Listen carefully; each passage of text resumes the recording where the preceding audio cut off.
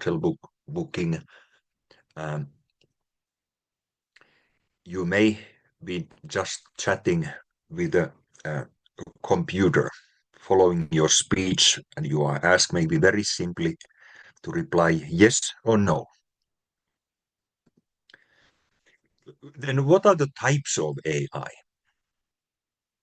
We got reactive machines, and these are the most basic type of AI, which can only react to current scenarios without any memory of past events.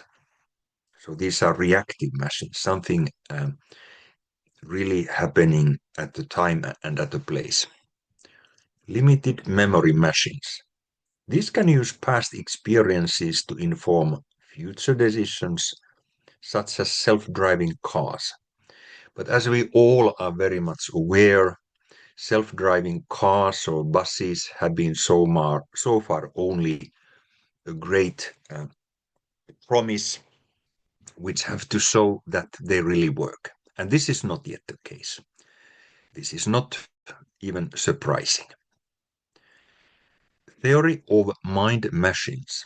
This would understand emotions and social interactions, but this type of AI is still theoretical. This might be also a little bit scary. Then one concept listed, which is still theoretical, is self-aware machines. The most advanced form, which would have consciousness and self-awareness.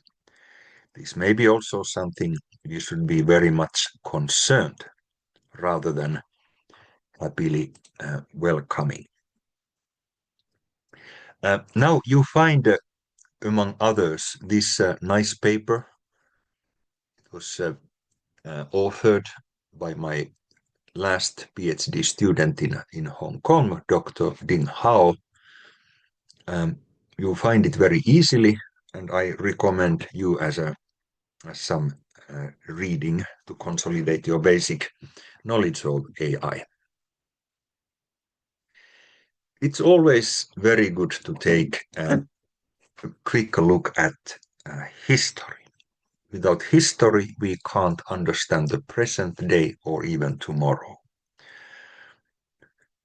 During the war years, artificial neurons were invented in 1950s.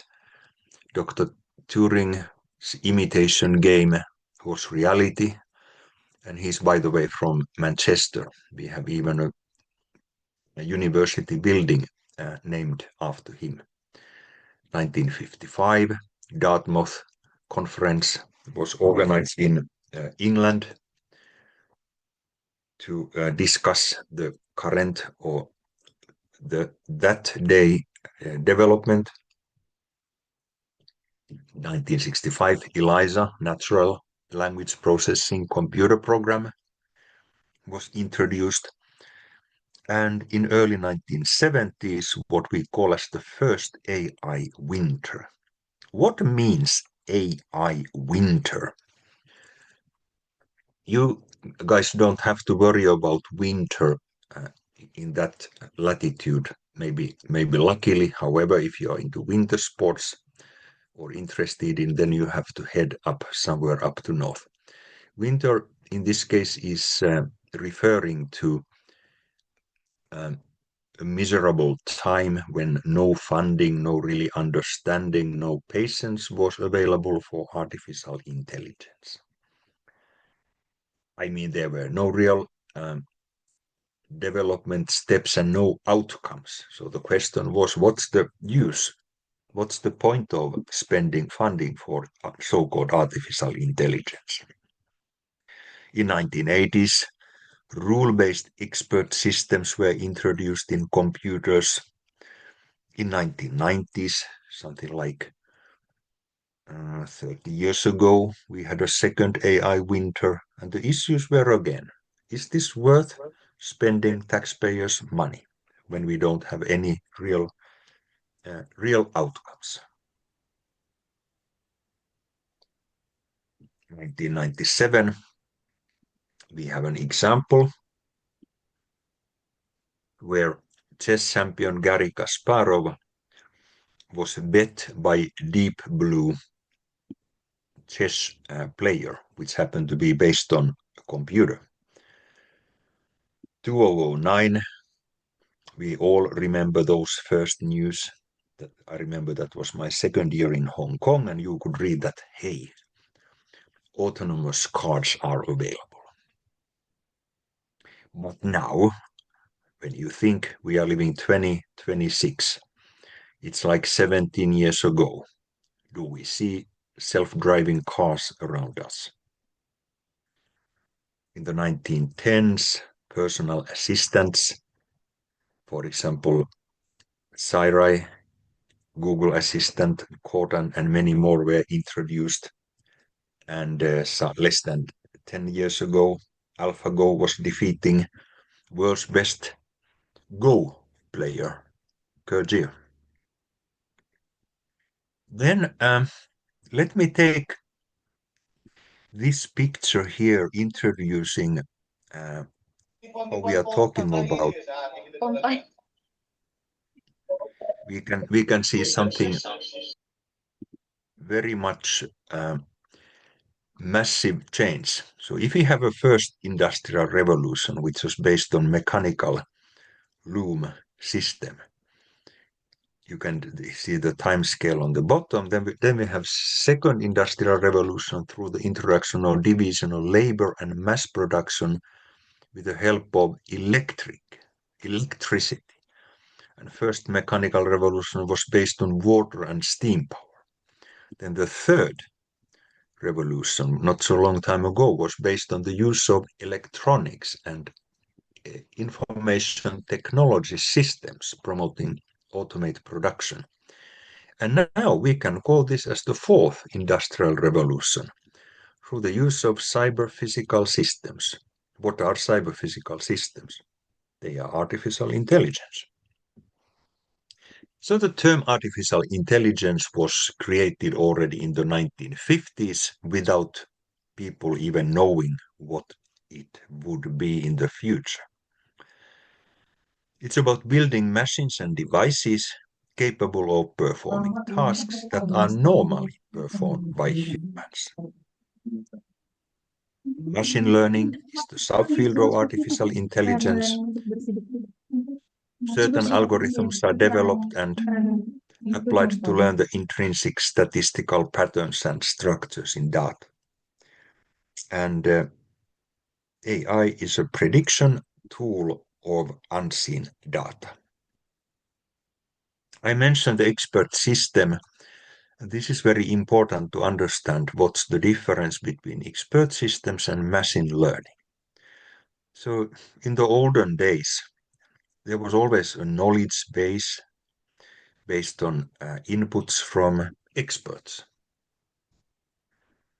And there was an interference engine called computer, whatever is physically inside a computer, and user interface. And when you were posing a query, you get an answer as an advice.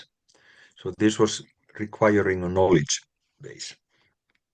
But in artificial intelligence, we are talking about an input layer, then we have so-called hidden layers, and then we have an output layer. So the structure is very much similar, but this is only formally the similarity. Dokter Ali itu saya. And here we can see that we have several inputs. And in this case, this is about designing premolars and molars, as I'm going to show a little bit later during this presentation. Input layer 1, 2, 3, and to N, then hidden layers H1, H2, and so on forth until Hn, and then outputs are the real products. So when we, and this cartoon is also, I believe, very much interesting. It's explaining natural intelligence, expert systems, and artificial intelligence. So natural intelligence is about perception and biological response. So interpretation leading to response. And then computer intelligence, it does not replace human responses, but may largely support human interpretation and action. And in expert system, we have data and rules, explicit programming leading to interpretation and actions of human agents. Whereas in artificial intelligence, we have machine learning, data and outcomes, engineered features, feature mapping leading to the same interpretation and actions of human agents. If we have so-called deep learning systems, that is taking us to data and outcomes, feature learning and mapping, and then interpretation. So here you can compare how the simplified structure looks very much similar, but then what is inside the processing part is significantly different. So we are now talking about building machines and devices capable of performing tasks that are normally performed by humans. Certain algorithms are developed and applied to learn the intrinsic statistical patterns and structures in data, because this may be something we don't necessarily see very easily, or it would take months, if not years, to understand what we see in the data. Artificial intelligence is a prediction tool of unseen data. So this is important to make the distinction. Artificial intelligence, it doesn't know really too much. If you use ChatGPT for asking or making summaries for yourself, you should treat the outcomes with great caution and with great care, because they may be also non-reliable. In the healthcare sector, AI is still stirring both concerns and hopes. Among the concerns, there may be several. Let me mention fear of job threats, challenges in distinguishing between truth and falsehood, and the ability to objectify model interferences. And there are also risks to personal information integrity and individual freedom. Moreover, on the other side, namely on the side of hope, despite the current abundance of rhetorical caution, this is what I seem to be doing throughout my whole presentation, and that's my duty as a teacher, there are potential benefits. What are these benefits? It could be increasing productivity, enhancing safety, and saving your time. For healthcare providers, it might also include less administrative duties and more direct patient care.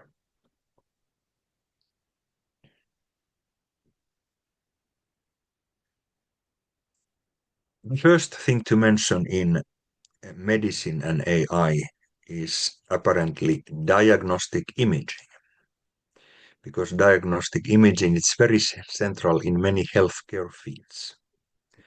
AI is suitable to overcome the variability in subjective individual examination. Digital health data, they are still today very much ubiquitously collected, but a major problem is that they are rather heterogeneous. Heterogenic material, which need curation and structuring. And curation doesn't need that we are changing the data. It just may mean handpick data and type it just in a slightly different presentation form, using a comma instead of dot, or omitting zeros from the beginning of a number or anything. The third benefit in in medicine is AI allows to integrate different data domains, at least in principle. And what would it mean? It would mean combining medical and dental history, socio-demographic and clinical data, imagery data. You can just imagine how many different type of X-ray photos there could be available, either physical X-ray images or digital, biomolecular data, even social network data, strongly referring to the present days. As the fourth main point, AI is facilitating research and discovery. And this would be something very much attractive for all of us who are into research and discovery. In silico experimentation options, and in silico means literally doing things in silicon, in other words, with computer. And that could include complete other research levels and existing modeling strategies. As the fifth point, AI streamlines routine work, at least ideally. What would it mean? We could have maybe more face-to-face time for doctors and dentists and their patients, more humanized care. Everyone would love to meet the dentist face-to-face or the doctor instead of communicating by phone, given 5 minutes time for a phone call or a chatbot. And diagnostic assistant systems could be available. And this is getting very much interesting. AI could make healthcare more participatory. Patients could provide their data actively. And there are a number of wearable monitoring devices already available for example, blood pressure, diabetes, and many more. It could be about self-monitoring and self-management. But then here the drawback is apparently that the patients also should be trained. And if we have someone from the aging population, are they comfortable with wearable monitoring devices or not? And do they remember to follow up the self-monitoring schedules? Number 7, using continuously collected data. So this could mean we wouldn't have any more the so-called on-off medicine. Not anymore seen only for a few minutes. Non-invasive monitoring of health and behavior would provide a deeper individual understanding of the drivers and processes underlying health and disease. So this would apparently lessen the burden for the healthcare providers. Yet number 8, diagnostic and treatment costs. We have to be very much cost aware in healthcare and providing, say, dental services. Could these costs be decreased? Possibly. Also, relief of healthcare systems that are now burdened by an aging society, in particular in many Western countries, like the United Kingdom. AI might also address shortages in workforce. The problem may be that we don't have enough healthcare providers right there where the patients are, in some remote areas of a country, for example.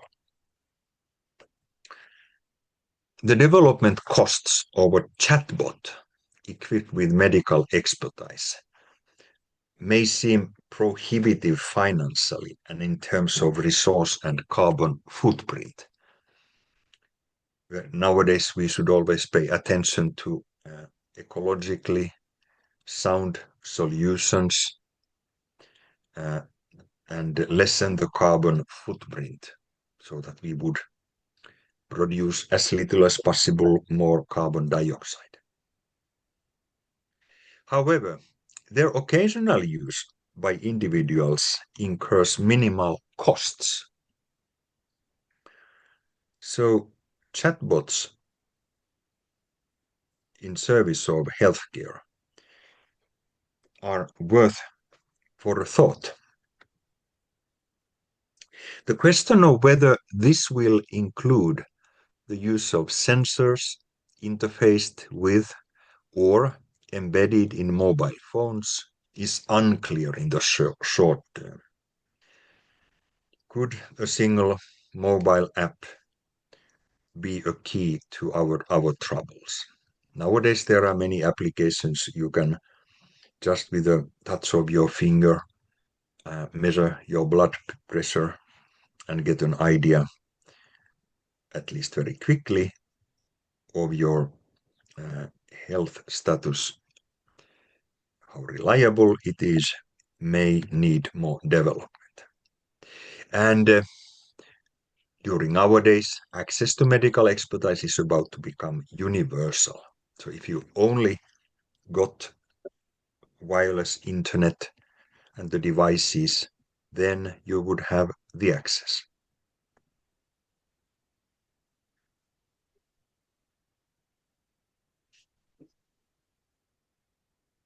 So in dentistry, I have divided this to 8 sections. This is what we are now most craving to learn. So diagnostic imaging and early detection. So AI-powered algorithms, they may analyze dental X-rays, images, CBCT scans, and any intraoral photos with high accuracy. These are the 3 major things today. And these algorithms analyze also the key issues in dentistry we are interested in. They may analyze dental caries. They may spot periodontal disease. The algorithms may draw your attention that there are some unclear changes visible during a certain period in the pictures taken on the patient.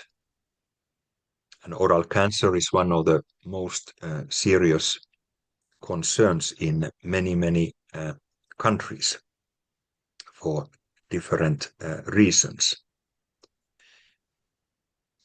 Periapical lesions, following up bone loss. So the algorithm might draw the doctor's attention that now the bone loss seems to be speeding up. And then something may be terribly wrong. In case of implant dentistry, peri-implantitis, following what's happening between the abutment and in particular the neck area of a dental implant. Is bone loss taking place also there? Do we see changes at the tip of the dental implant showing signs of peri-implantitis? And many other anatomical landmarks we can only imagine. And these algorithms could enable early intervention, improving prognosis and reducing, hopefully, invasive treatments. But again, it's about having an algorithm, but does it substitute a clinical eye? Not necessary. So if things go more personalized, so AI synthesizes patient history, genetic lifestyle, and imaging data to create individualized, data-driven treatment plans. Very much ideal. For example, orthodontic applications could include prediction of tooth movement and custom aligner design. In implant dentistry, the benefits would include guided implant positioning, suggestion how the implant could be positioned, bone density evaluation. This is very much important. Do we have the contraindications for dental implants anyway at hands? And surgical assistance with robotic systems, possibly. But then what's the benefit of having a surgical robotic systems versus a trained clinical hand? That's another question. Predictive analytics forecast disease progression and treatment outcomes, enabling preventive care, possibly improving preventive care at home.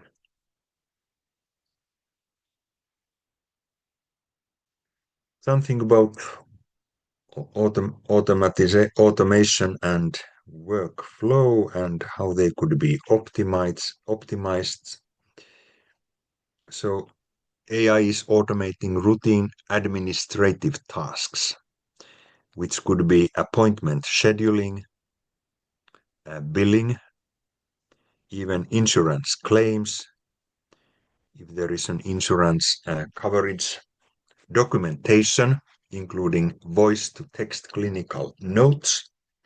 And this is certainly one part where one could be saving everybody's times and nerves instead of having someone typing what someone is speaking on a recorded note. It has been said that AI is reducing time spent on documentation by up to 30-40%, freeing clinicians to focus on patient care.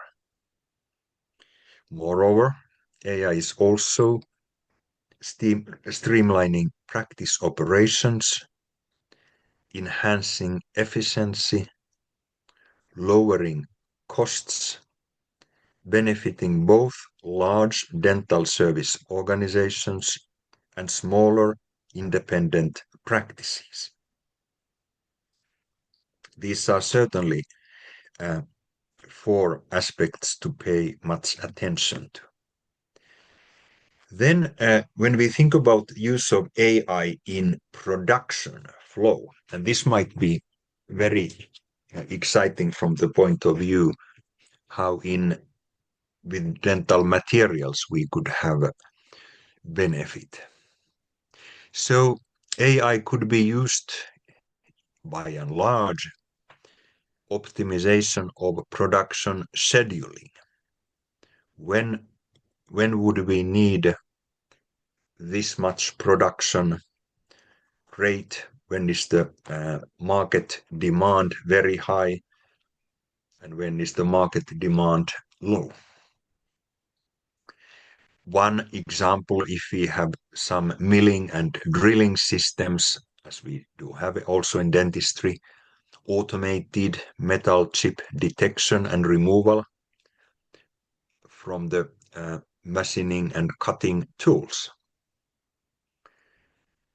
As we already have made reference, natural language processing for machine maintenance. This would be including machine condition monitoring fault diagnosis. Otherwise, those are things that someone should keep a keen eye on. Is the production working well? Also, human activity recognition for assembly, for the workers to achieve high level of assembly quality. I'm presenting two examples of dental materials and AI applications based on our recent work. This was about morphology and mechanical performance of dental crown designed by 3D DCGAN. Some of you may be already familiar. In this laboratory study, we were utilizing an AI method, 3D convolutional generative adversarial network, and this is the abbreviation for 3D DCGAN, which is still today one of the true 3D machine learning methods to design, for example, a dental crown. And in this setup, we had 600 sets of digital casts containing both mandibular, second premolars, and their adjacent and antagonist teeth from healthy personnel using 3D DCGAN. Moreover, 12 sets of data were used as the test dataset, whereas the natural second and premolars in the test dataset were compared with the designs, and then we have 3D DCGAN, CEREC, biogeneric, and CAD for morphological parameters of 3D similarity, cusp angle, occlusal contact point number and area, and then computer fatigue simulations using finite element. And as the crown material, we decided to go for lithium disilicate. Let's see, just a couple of pictures to give you an idea what is it about. So on the left-hand side, you see a schematics showing the finite element model. And as you can easily see in finite element analysis, we are creating these tiny wee elements and seeing how they are behaving. You see the testing position of the whole model, and then on the right-hand side, intender. So we were applying like metallic intender on the crown, then ceramic crown, adhesive layer, and dentin. And this is very much how the dental crown is even cemented. And just as an example, on the right-hand side, you see a picture showing life estimation as a function of force. So four different groups here as logarithms of cycles. A is referring to central fossa. Sorry, that picture I didn't attach here. And this is the contact point area now, referring to the left-hand side picture. Then if you first take a look at the right-hand side, you may see something about the setup, a vertical cross-section view of premolar indicating the cusp angle and cusp plane. Very much important. And on the lower picture, one set of training data, 4, 4, 4, 5, 4, 6 teeth, and so on forth. And what did we then conclude? So we were thinking that a new artificial intelligence approach to design dental crowns based on a true 3D deep learning algorithm showed that the least discrepancy with natural teeth compared to a couple of groups. And regarding occlusal contact points and area, they all three have a comparable occlusal relationship that match very well with natural teeth. Then regarding the fatigue properties of the lithium disilicate crowns, dynamic finite element analysis revealed no stress concentrations for our AI-designed crowns. And that was the exciting finding. And the estimated lifetime was best matched with natural teeth. So here, one idea, for example, if you are interested in going for an application. Then I want to show another example. Also, it's very recently. A simple AI-enabled method for quantifying bacterial adhesion on a set of dental materials. And aren't we interested in pellicle and biofilms and biofilm persistence on the surfaces of restorations? We certainly are. And the purpose here was measuring bacterial adhesion for bacterial counting. And what we could see that they are all indirect measurements with estimated results and therefore cannot truly reflect the actual adhesion status. And this study was providing a new direct measurement approach by using a simple artificial intelligence method to quantify the initial bacterial adhesion on different dental materials using SEM images. So now we are again back to imagery and how some algorithms could, when they are trained properly, save our time and our eyes in taking a closer look. So we had Porphyromonas gingivalis and Fusobacterium nucleatum, which were used for bacterial adhesion on dental zirconia surfaces, and the adhesion was evaluated using SEM images at time points 1, 7, and 24 hours. Image pre-processing and bacterial area measurement were performed using Fiji software with a machine learning plugin.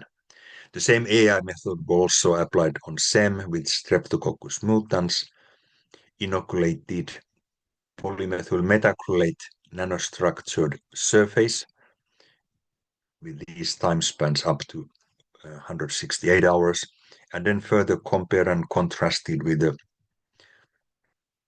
CLSM method.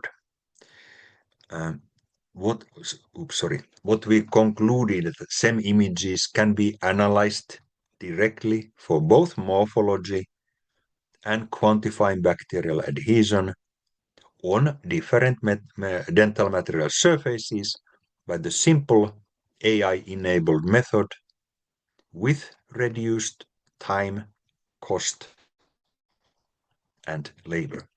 And here just maybe a couple of pictures. So we see the nano pyramid structured surface, how it was prepared. And here in the middle, you see the bacterial adhesion taking place. So this is how nasty it looks. And the CLSM live and dead bacteria method. And this is for the control group. Then image adjustment, training bacterial pattern model for the AI to understand what it should spot out on the experimental setup pictures, and then how to carry out the bacterial area measurement. Here are some examples of the area or percentage of Porphyromonas and Fusobacteria occupied area after 1, 7, and 24 hours inoculation. And you may see how it's really, really dramatically growing. Then maybe just to show about something about the mathematical methods, area percentages, so two bacteria in different time points, and linear regression of data, and this is for 1, 7, and 24 hours. And below you can still see as an example summary of the bacterial adhesion results by CLSM, both living and non-living bacteria, and the same images in different cell incubation times. Oops. So you can take a closer look for the details of these two cases I have here. And indeed, what we were concluding was that the AI tool was able to measure the early stages of bacterial adhesion on dental materials with the situations of Fusobacterium nucleatum porphyromonas gingivalis on zirconia up to 1 full day, and then with the case of Streptococcus mutans on nanostructured PMMA for up to 168 hours. PMMA is here because it's still very much the almost only dental denture material. And this is all by direct quantifying the initial bacteria counts, occupied areas from the respective SEM images. And then a new colonized area-time relationship about bacteria zirconia was found, and the same images provided a closely matched with CLSM results of PMMA. This was an exciting experience indeed. Then shall we proceed to clinical assistance and robotics? AI may assist in complex procedures with real-time guidance and robotic precision, decreasing surgery times and human error. Now, we should pay attention that if we say that it would decrease human error, that is certainly possible, but could such algorithms make errors? Of course they could. AI is a predictive tool of unseen data. So it may suggest that this is now a very serious case of oral cancer, and then when you take a closer look and see the patient again, you may realize that that was not the case, but at least AI was drawing my attention that something might be going on. We may quite with confidence say that AI is supporting dental specialties, including endodontics, prosthodontics, caryology, oral pathology, oral surgery, and even I want to mention here forensic odontology.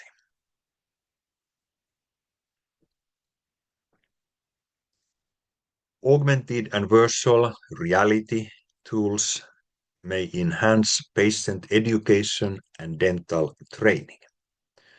So apparently all this we have been talking already would help very much in education and training.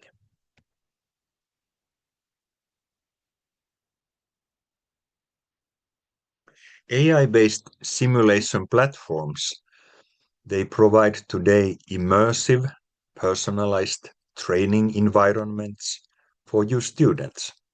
Now I don't know how much you are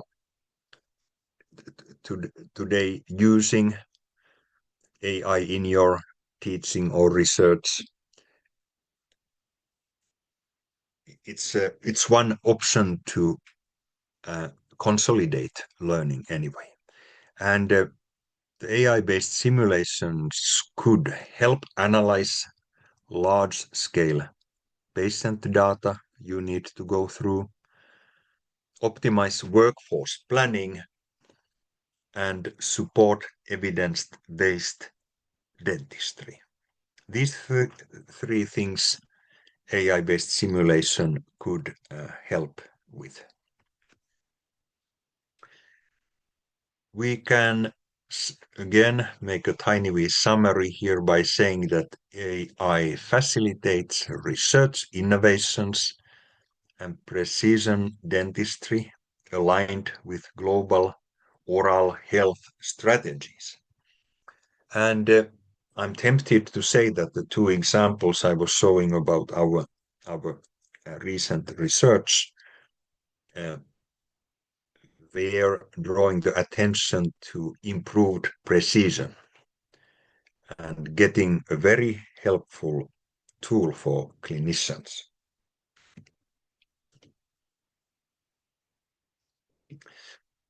I have here now in one slide, I got several concerns we have. Namely, there are serious risks using AI in dental research and in dental teaching. And if you have online examinations for students, so then there should be very clearly defined that using AI answering instead of your own answers would lead to serious consequences. There must be rules. And the serious risks I would like to draw your attention here is fake data. And even by today, very often if we got a problem in dental teaching or research, the quick answer we might find by Googling. Google it's very practical. I'm sure we all use at least once a day, if not twice a day, to find a quick answer. And nowadays, you may have an option that ChatGPT is making a very quick summary or other bot for the question you are asking. But I'm saying that these answers by AI, the quick answers, should be treated with caution. Google is also finding a lot of data and sources that are just not necessarily even real. Fake imagery is also one of the risks. Fake literature research, unfortunately,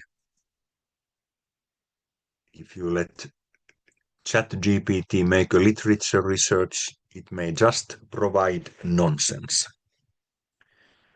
Fake citations. This is an unfortunately true. I'm very much reviewing people's manuscripts from the colleagues in dentistry, and I have come across with fabricated citations. Not very much long time ago. I remember I even found a couple of references that were referring to me and my co-workers. And then I took a second look that was making me think that I can't remember these publications. They sound familiar, but something in the title didn't make sense. Like one of these citations was as if it was from 2010 and referring to femtosecond laser, which was not even available then.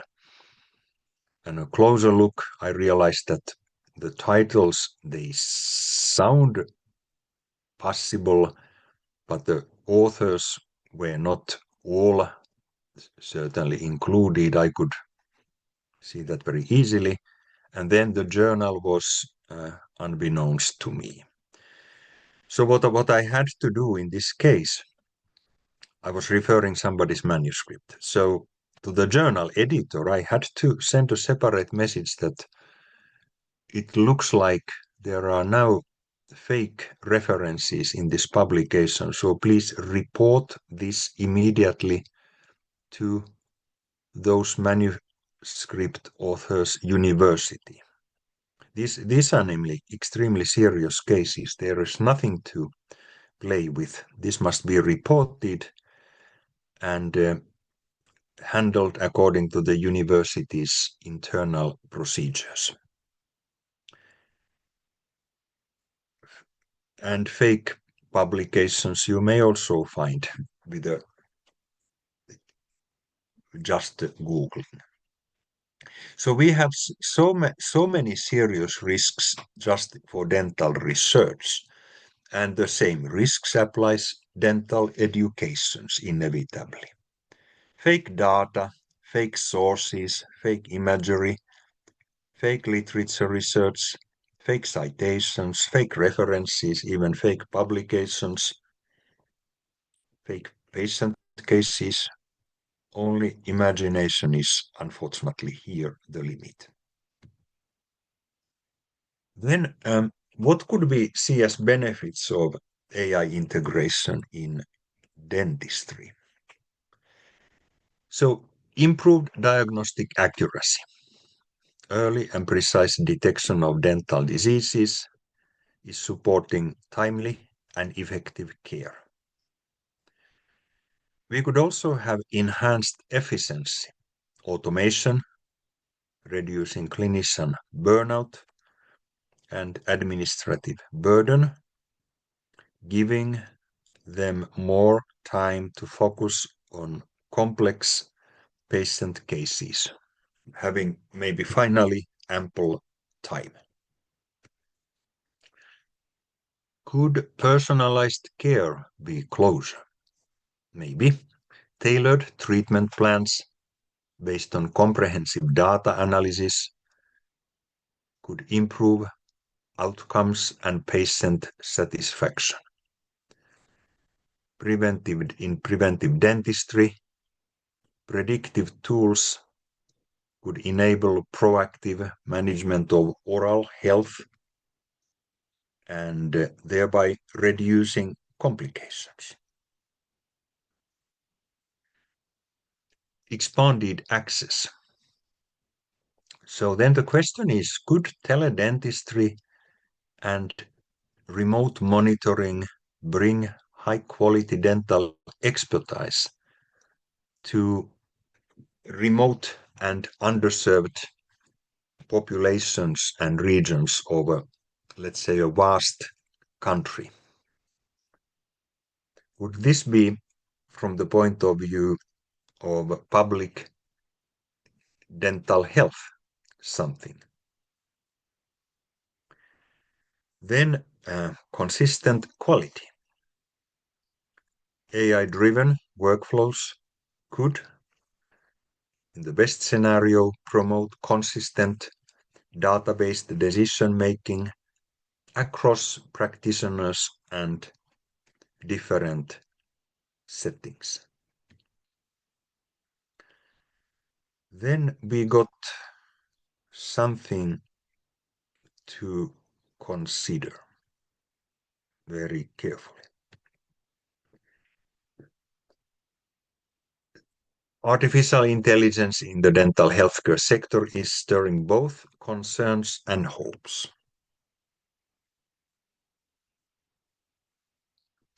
Among the concerns, we could list fear for job threats, challenges in distinguishing between truth and falsehood,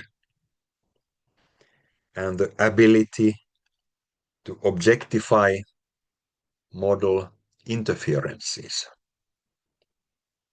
meaning that we still need very much good skills for create algorithms and big data models. There are also risks to personal information integrity and individual freedoms.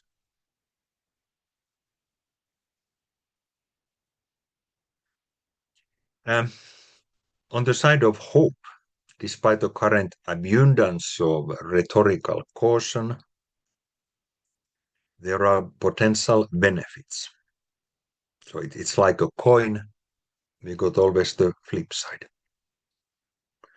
Increases in productivity, enhancement in safety in, say, manufacturing, safety in dental clinic or at hospital, saving time for healthcare providers, less administrative duties. They might be able to uh, redirect to artificial intelligence tools and more direct patient care face to face.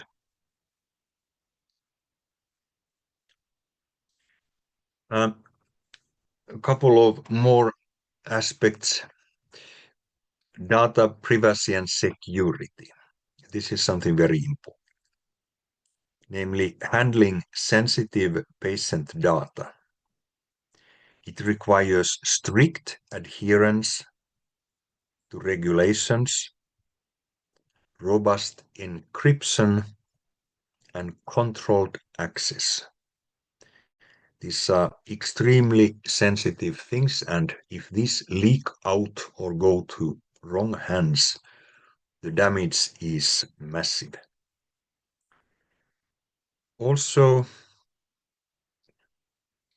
do we have or could we have algorithmic bias? Because AI models need diverse, representative training data to avoid disparities in diagnosis and treatment across the whole population, across demographics. How about integration complexity? Compatibility with existing dental software and workflows is crucial to adoption and effective use.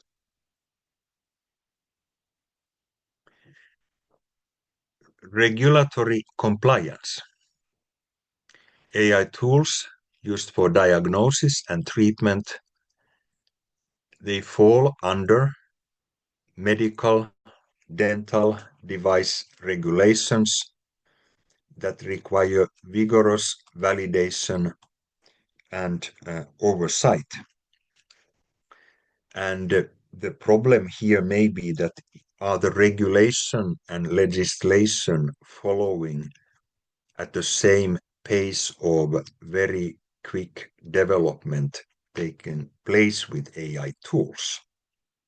So are those who are developing the apps, are they faster than the authorities who should pay attention to regulation? Moreover, transparency and trust.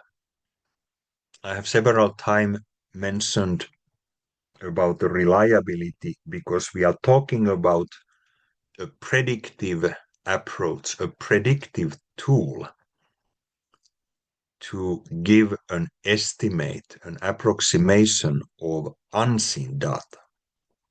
And now here clinicians demand clear insight into AI decision-making process to ensure safety and confidence. We have to feel safe and we have to feel confident what are the outputs of such algorithms. Then we got human element preservation. Empathy, creativity, patient rapport remain irreplaceable. AI doesn't have feelings or empathy. Those only come from you as treatment providers. And AI should augment, it should not substitute clinical judgment and human interaction. These are some very important limits we have at hands. Also, cost and training. Investment in AI technology and staff education is essential, but it can be also barriers, at least for small practices. When it comes to universities, the resources are better, they are guaranteed, and you have trained people ready for further development.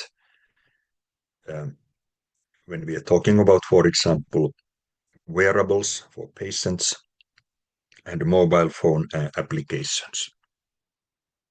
But for small practices, application of AI may be virtually impossible. Something about future, what to anticipate when talking about AI. So AI adoption is accelerating very, very vigorously everywhere, all the time. It's taking place especially among larger practices and dental groups, with independent dentists integrating technologies at a steadier pace. And this is something where we should maintain our critical eye. It has been many times said that if something looks very good, then it can't be actually really true. And critical mind is a key feature for successful dental research, dental education, and patient treatment. Some new AI platforms, they are unifying diagnostics, treatment planning, administration, patient communication into seamless systems when and if things go as planned. Ongoing collaborative efforts among dental professionals, technologists, ethicists, and policymakers, they are critical to address the social, technical, and clinical complexities of AI deployment. So as we can see, we need plenty of communication from not only from universities, but it's also with local authorities, with national authorities. They should provide the guidelines after thorough consultation with us. So now I'm summarizing here what we have today, applications in dentistry of AI. Thinking of restorative dentistry, we got dental caries detection, vertical root fracture detection, apical lesion detection, which are very, very much important in our effort to judge what to do next. In periodontology, I'm here including implant dentistry, by the way. We should follow, keep an eye. Do we find periodontitis or periimplantitis? Diagnosis and classification, and as we know, the etiology for both are very much similar, perhaps surprisingly. In orthodontics, treatment planning and prediction of treatment results may be very much important and helpful in the clinical work. In oral and maxillofacial surgery, tumor, oral pathology, and cancer detection. In prosthodontics, tooth segmentation and classification are in the heart of the discipline. And for example, dental crown design. I'm here mentioning oral pathology one more time. It's part of the OMFS surgery and issues, but now with a wider concept. So this is AI and dentistry very much today. Would it be the same tomorrow? Remains to be seen. Did you know that dentistry is very much suited for AI? So we are luckily working in a discipline of health sciences where AI is almost like tailor-made for us. And why do I say this? If you think about the imagery, screening, treatment planning, and conducting, that's the everyday work. Different imagery materials from the same anatomical region of the same individual, plus non-imagery data, clinical records, systemic conditions and medications, they are available, they are collected. Then the challenge, hopefully with the help of reliable AI systems, would be integration and cross-linking the different imagery materials. Also, many dental conditions like caries, apical lesions, periodontal disease, they are relatively prevalent. There are differences between countries and regions, but this is what is your everyday clinical bread. Building up datasets with a high number of affective cases can be managed. This is important for the training of the algorithm to see what are the affected cases and which are not. However, we can with high confidence to say that there are three main reasons why dentistry still has got challenges. And maybe any one of you would tackle these questions and save dentistry. Namely, medical and dental data are not as available, as accessible as other data. And why are they not available? This is because of data protection concerns and organizational hurdles. These data, are they collected by public or private sector? They are not just accessible whenever we want. Organizations and institutions have their own rules and regulations to follow, and overcome these requires plenty of time and effort.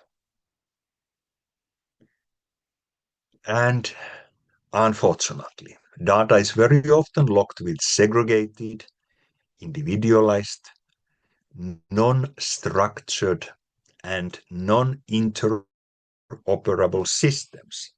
So this means quite simply that the data may be collected safely in a repository, in a healthcare authorities or organization,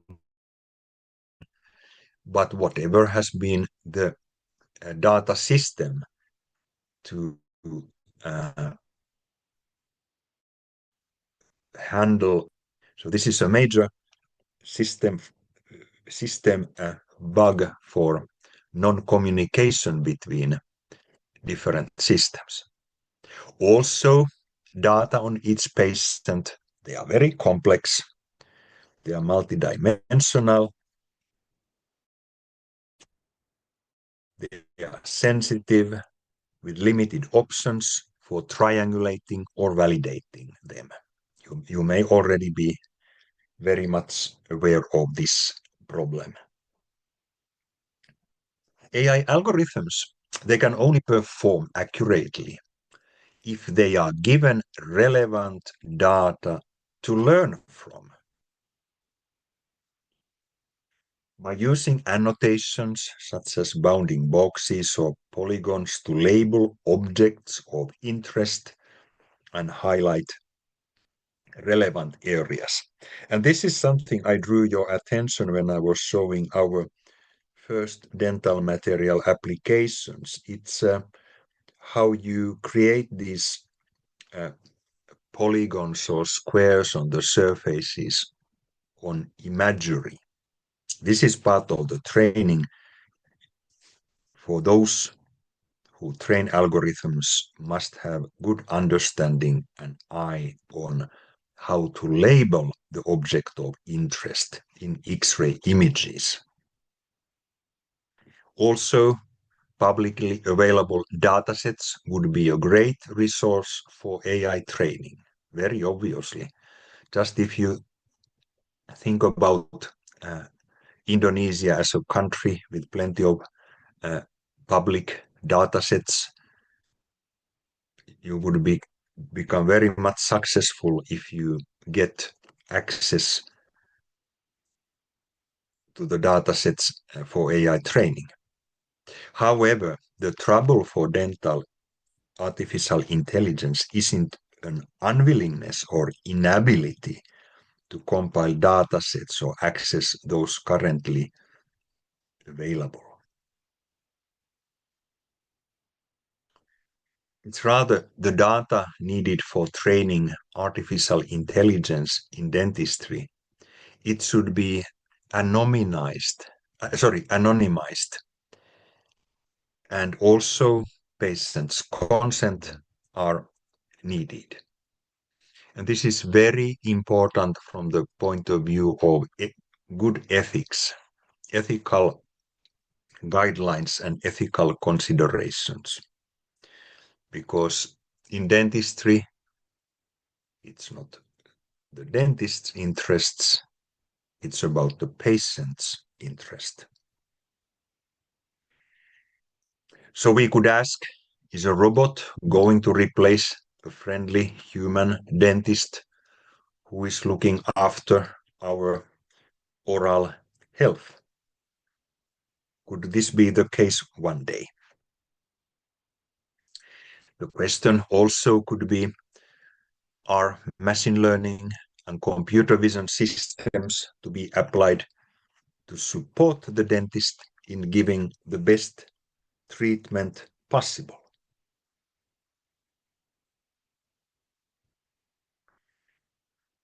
So we are approaching the end of the presentation. What have been now talking about during the 87 previous slides?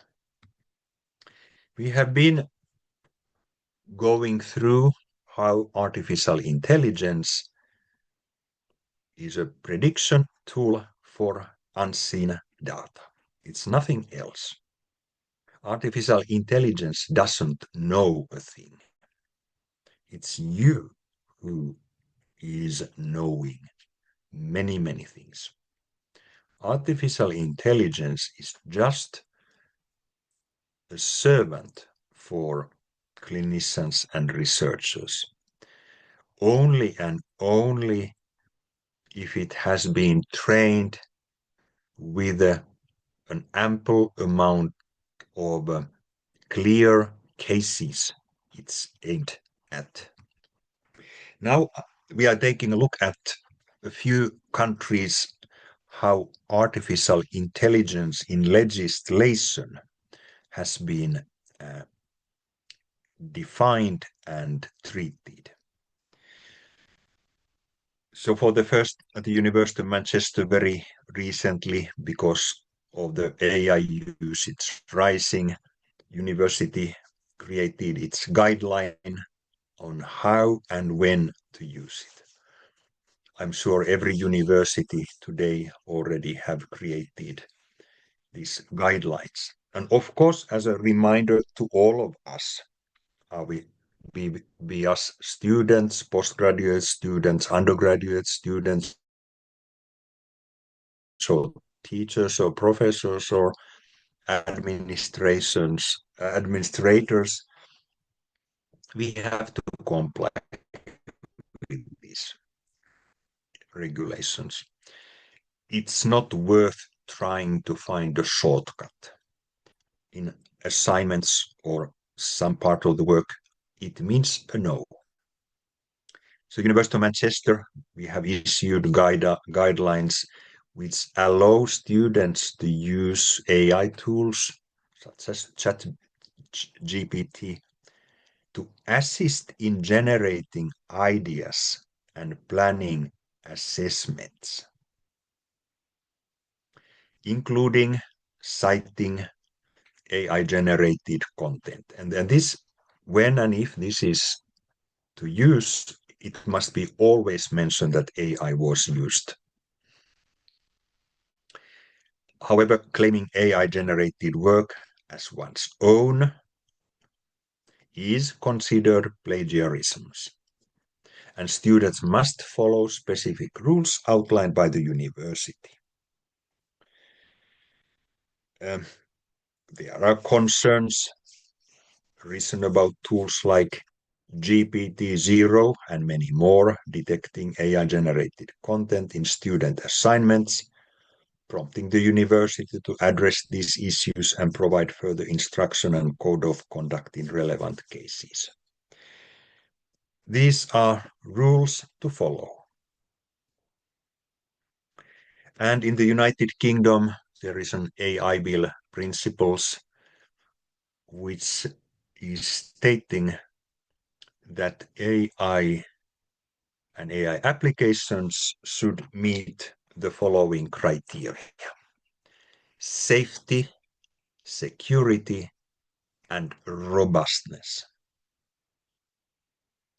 Appropriate transparency and explainability, and fairness. And this transparency it's a very important word, because if we got algorithms we are using in any application in our daily work, how do we know how the algorithm is working? How was it trained? How was it created? Does it leak? Does it transmit sensitive data somewhere else? So we have to know how these algorithms are really working, don't we?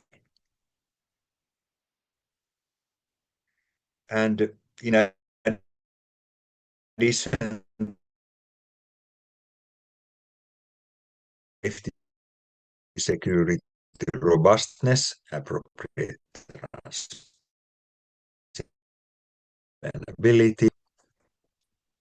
then finally contestability and redress of AI.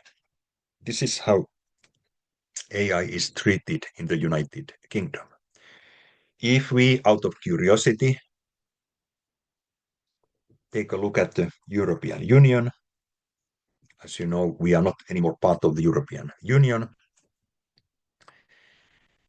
However, it consists of uh,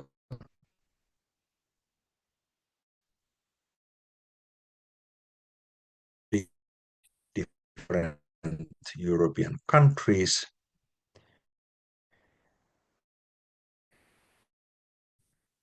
They have Artificial Intelligence Act requirements officially.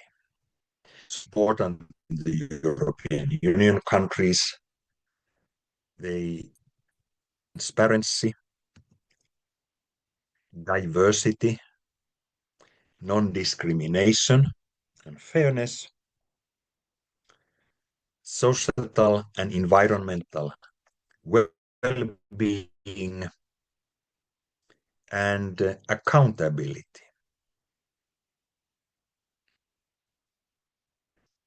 Shall we take a look at what the USA is saying today? So they got executive order requirements which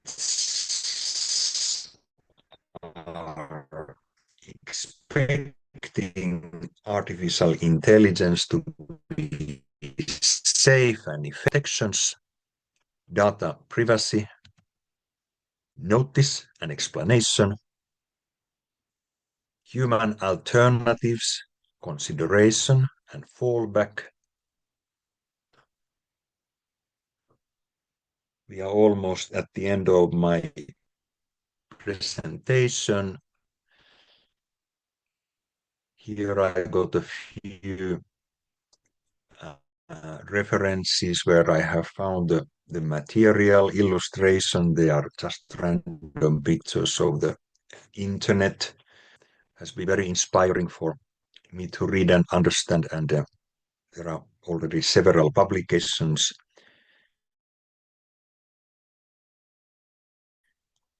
Biggest risks has been of very much interest. And if you find this review, please take a look. It's giving a nice consolidating background to follow what's going on in the field of dental research, dental education, dental materials, and artificial intelligence. So thank you very, very much. Terima kasih. And next time I think we will see online in September. Yes, right, Professor. Okay, maybe Professor, thank you very much, Professor Juka, for such an eye-opening and visionary lecture today. It's really fascinating to see how AI is no longer just a concept, but a practical tool that can optimize in dentistry, maybe in clinical and also in administrative issues. And I see how AI help you to find one of our dentists and lecturer. She is in one of your picture in your PowerPoint. That is Dr. Chacha with red hijab in your picture before. Really? That is our lecturer and dentist in Malang in University of That's Brawijaya. that's a very Uh, interesting coincidence because I was yesterday just with the help of Google. yeah. I was using Indonesia dentistry You image, are and not mentioning that's what I Malang found. or University So of now Brawijaya or something. Maybe the algorithm help you to find the picture of Dr. Chacha. Okay, that was very timely. yeah. And now we have about some minutes for discussion session, Q&A session. I would like to invite all students here or maybe faculty member if here to give a question. This is your chance to interact directly with Professor Juka, maybe about AI or Wednesday topic. Dr. Hanadia said to me that uh, there are no time to Q&A session.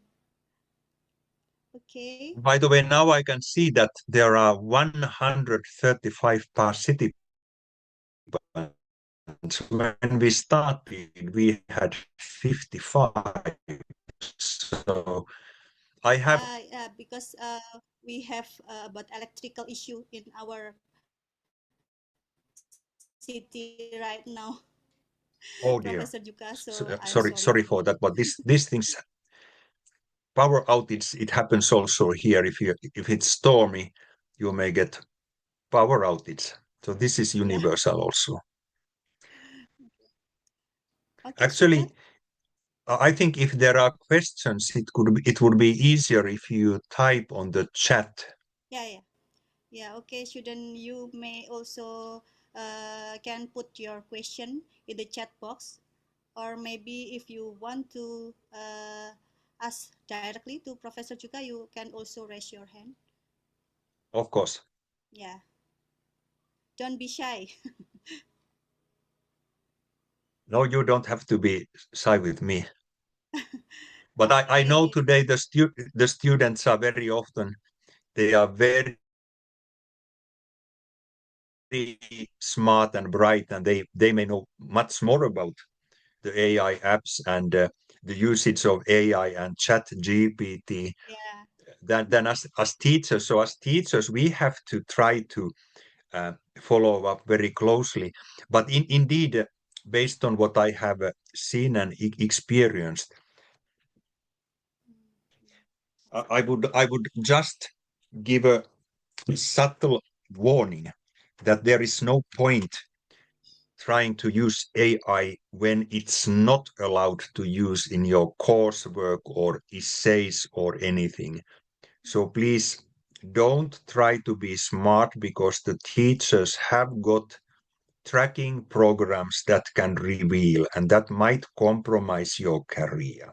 Yes. So please make a promise that you follow the university regulations. And when you are professional practitioners, whatever the dental council in Indonesia or in Malang are uh, dictating. Yeah. Because not so long time ago, I can't say which university, but I'm related to that university. And there was a case that one student had produced a master thesis, not in dentistry, it was another field, but I can't reveal the details. And it was a scandal. The professor of the student, he should have noticed and checked that the work was not acceptable. He didn't do it, and he also had to resign. It's a very simple thing to keep the atmosphere harmonic and clear and clean and not trying to be too smart, Yeah. Exactly. because you are anyway you are the best students in Indonesia when you have selected dentistry, and your teachers are the top teachers because they have opted dentistry out of all disciplines in academia. This is what we believe. Thank you very much for your words. So, all right, I see some hand raised. Maybe the first question from Igusti Ayu. Can you introduce yourself? Oh, yeah, sure, doctor. Thank you. Okay, so good evening, Professor Juka. Morning in Manchester right now. Yes. Oh, so sorry. Okay, so good morning, Professor Juka. Good morning. So my name is Andila. You can call me Andila. So I'm Ila. as a second semester student. So I'm very fascinated by how the AI works in dentistry. So I would like to ask just to clarify and deepen my understanding. So on your slide, the previous slide, you mentioned that AI allows more time for humanized care. So since dental anxiety is a major psychological barrier for patients, do you think AI will ever be able to analyze or predict a patient's emotional fear or anxiety?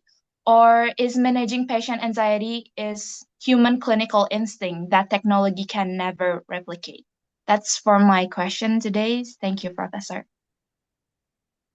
Thank you very much, Andila. Very Oh, good thank you. question. So one of the concepts and possibilities with AI might be that uh, with the help of an app, you can spot this anxiety over patient, and everyone is feeling more or less fear. If you go to your When I go to my dentist, I can't say that I'm 100% relaxed. It's something very innate in all of us. But I would say there would be risks in such a tool. So I would turn the question other way around. Having training material, online material to patients who got fear of being to dental treatment. Maybe rather this way, because we could get ethical issues if we start monitoring, how somebody's mind is doing today. There might be just too much to know about the patient in comparison what is necessary at a clinical situation to know. Was this an answer to your question? Yeah, sure, but how about the humanized care that AI will ever be predict human fear or anxiety the patient have been feeling, or it's just like the dentist, just purely human clinical instinct that technology can never replicate. Like, what do you think about that? Did AI will replicate the emotion or something like in the future? I believe this is one of the things where where we need rather a trained clinical eye of an doctor or other personnel in dentistry. It's something I would be very cautious. I would be doubtful to hand over to any application. But you are raising a very important aspect what comes to public dental health and how to provide care. And was this an answer to your question? Yeah, it's already answered. Thank you, Professor. Thank you, Okay. Andrea. Then I can see here online Muhammad Suyafil Ulya has asked, good afternoon, Professor. Thank you for today's presentation. While reading some of your publications, I became interested in your research on zirconia bonding. Yes, this is what I'm very much interested in adhesion. I became interested in your research in zirconia bonding since adhesion to zircon is often considered more challenging than adhesion to other ceramic materials. Yes, that's very true. Could you briefly explain what zirconia bonding is and advantages it offers to clinical dentistry? A very good question. Since we have time and if the moderator allows, I would be happy to explain if Dr. Lalita Yeah, is sure, happy. sure, Professor Chuka. Okay, thank you very much. Yeah, so dear Muhammad, zirconia is a established treatment modality. It's durable, it's aesthetically beautiful, it lasts. However, as a ceramic, one of the drawbacks is that it's a brittle material. So any ceramic doesn't tolerate an impact. Now, um, the current zirconias, they are improved for the strength, but the problem is that we can't etch with the acid zirconia surface. So when you place a lithium disilicate crown, as you know, you first etch it with the uh, hydrofluoric acid, you rinse it, you dry it, you apply the silane, you dry the silanes, then you have the tooth abutment, which you have prepared. You rinse and dry it after etching with orthophosphoric acid, and you are taught to dry it very gently, because if you dry too much, or collagen fibers, as we were talking on Wednesday, they would collapse.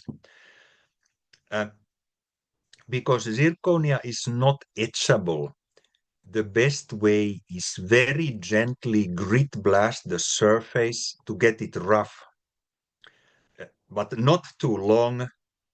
Um, Follow the clinical guidelines. The thinner are the restoration walls, the more critical is grit blasting.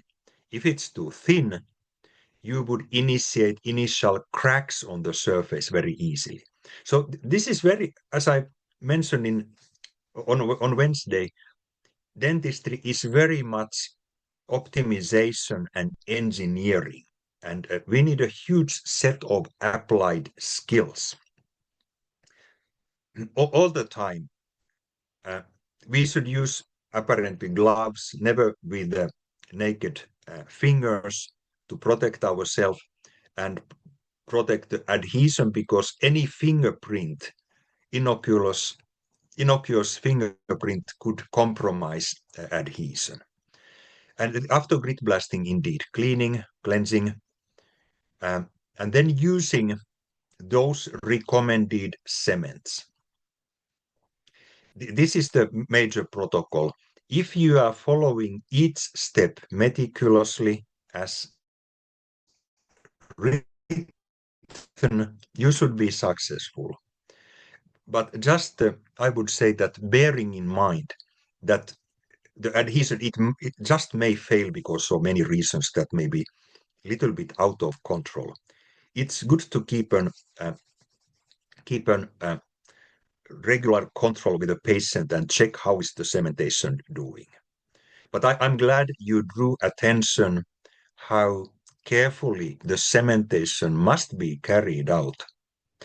Please don't ask, as I said, I never give any guidance which products you should select. I leave that for your clinical teachers.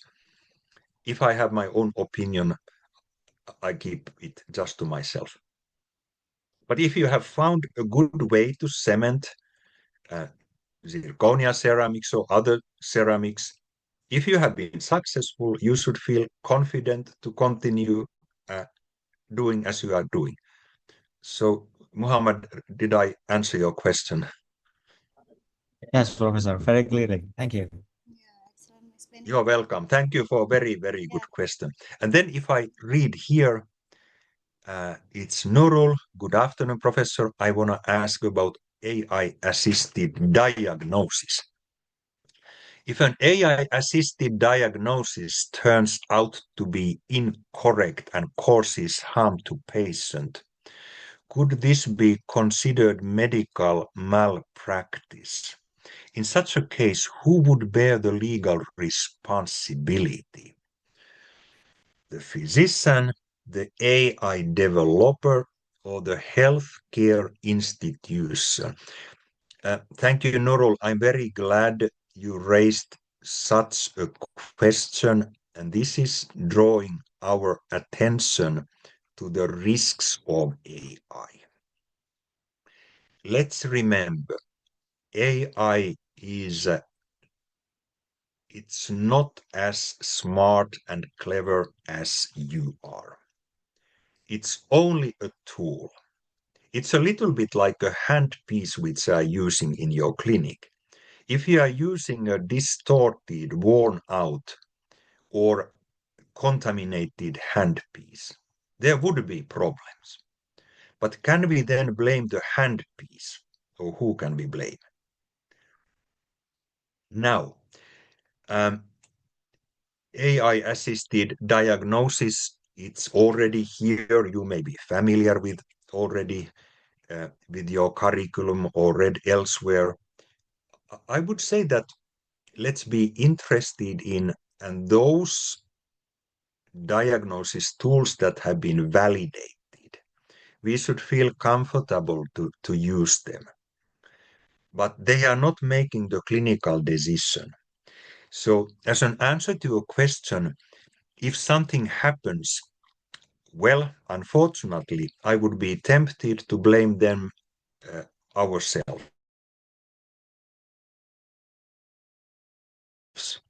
And we didn't use our own judgment and clinical eye. Then the fault is ours. Very good. Hopefully, I answered your question. Okay. Very good. Then Professor, I can maybe see. the last question from Yes, okay. our student Anneke Deborah. Anneke Deborah, maybe raise her hand before. Go Very ahead. good. Thank you, Dr. Lalita. So, Anneke, yeah, the forum is yours, please. Thank you, Professor Juka and Dr. Latin. So actually, my question is kind of similar with Nurul. So I would like a question regarding accountability. So in the event that an AI predicted dental material later fails in long-term clinical use, despite having passed all the computational and in vitro validations, um, I would like ask the same question, like who do you believe should bear the scientific and ethical responsibility? Is it the algorithm developers or the researchers who validated it or the clinicians who apply it? That's the question. Thank you. Thank you very much, Anneke, for your very good question. I would also now here draw the attention that we must be confident and aware which AI diagnosis tool we decide to use. So is it something our colleagues are already using, our teachers have recommended, and all of them agree it's a convenient and trustworthy application? Who has prepared the app? Is it someone who's got very good reputation, being innovative and trustworthy things?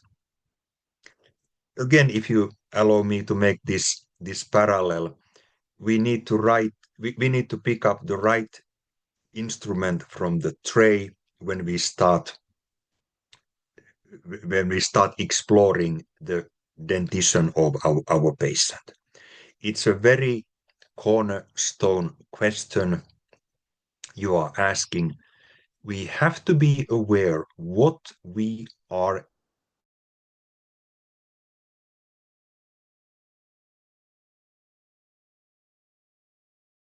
using. Crown, as Muhammad was asking a moment ago. If we are using the wrong cement or wrong acid for etching, uh, it doesn't lead to a durable outcome.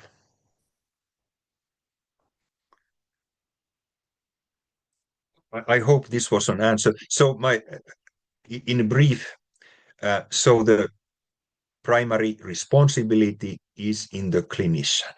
But however, if you are using a diagnosis app,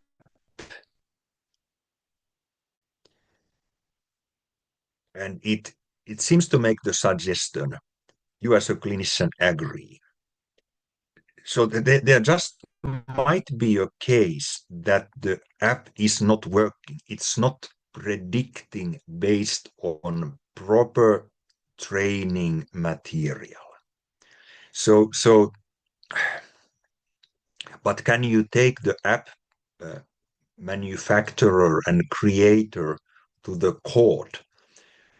I'm not so sure. Unfortunately, they may have a very strong legal team who are protecting them. So we always should avoid taking things at that high and difficult trouble level, if you let me use.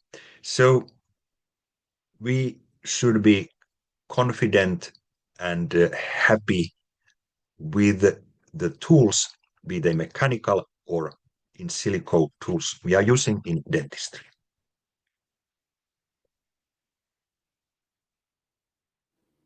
Thank you, Professor. Excellent explanation. I hope that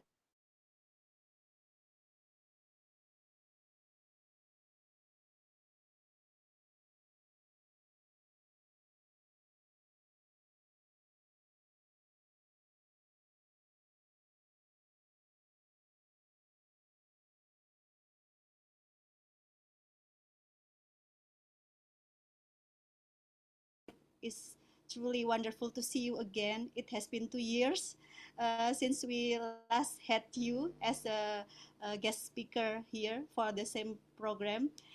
We are very grateful that you are willing to collaborate with us again this year. We still have one meeting in September. So Yes. see you in September, Professor Chuka. Thank you once again. Yeah, thank Maybe you very you much. have the last statement for the student advice uh, for the student who want to start using AI. Maybe last statement. Yeah, thank you very much, Dr. Lalita and Dr. Hanadia, for this opportunity. I'm very pleased of the very attentive audience of professors and teachers and students. I can see that you got brilliant students who think critically, and critical thinking is one of the most important things we have. So being critical uh, means also that whatever we hear and read, we should be remain slightly critical, and in some cases check it from other sources. But yeah, thank you for your interest and contributions and support for this session. I have enjoyed very, very much.